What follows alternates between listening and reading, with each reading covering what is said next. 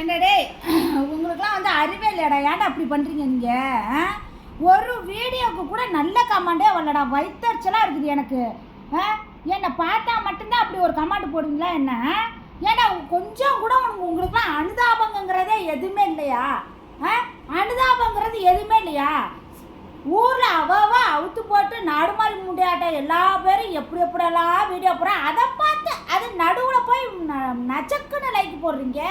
பச்சக்குன்னு பச்சை குத்துறது மாதிரி வந்து கமெண்ட் அழகழகா ஹலோ டார்லிங்கிறீங்க, ஐ லவ் யூங்கிறீங்க, யூ ஆர் ஸோ பியூட்டிஃபுல்ங்கிறீங்க, என்னென்னமோ எழுதுறீங்க.